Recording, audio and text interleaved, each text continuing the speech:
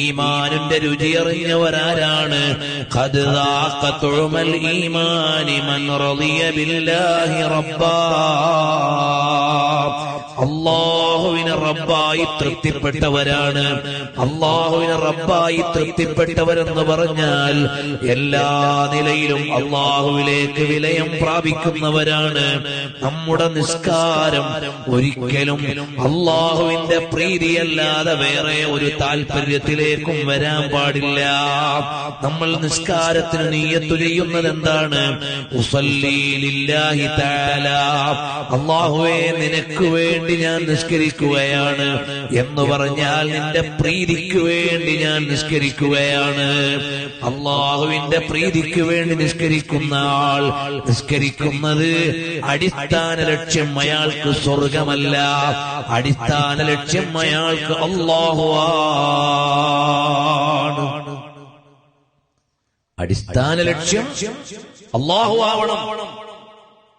പരിശുദ്ധമായ നിസ്കാരം നിർവഹിക്കുമ്പോൾ ആ നിസ്കാരത്തിലൂടെ ഞാൻ ലക്ഷ്യം വെക്കുന്നത് എനിക്ക് സ്വർഗം കിട്ടാനാണ് എന്ന് പറഞ്ഞാൽ ഓകാരം കുറവാണ്. ഇമാം റാസി റളിയല്ലാഹു അൻഹു തന്നെ അത് വിശദീകരിക്കുന്നുണ്ട്. നിങ്ങൾ നിസ്കരിക്കുന്നത് എന്തിനു വേണ്ടിയാണ്?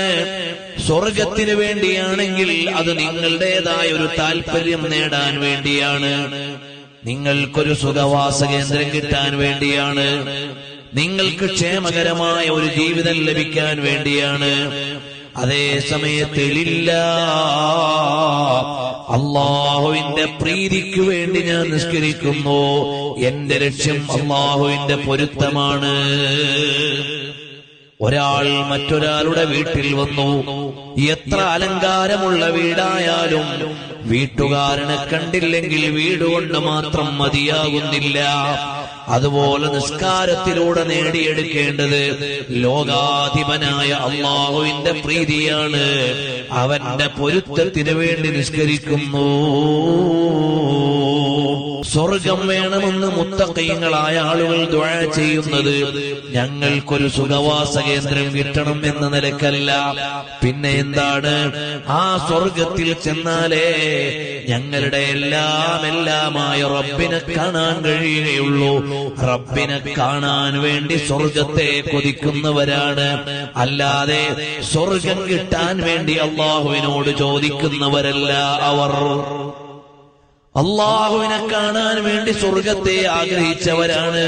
അല്ലാതെ സ്വർഗം തരാൻ വേണ്ടി അല്ലാഹുവിനോട് ചോദിക്കുന്നവർ മാത്രമല്ല.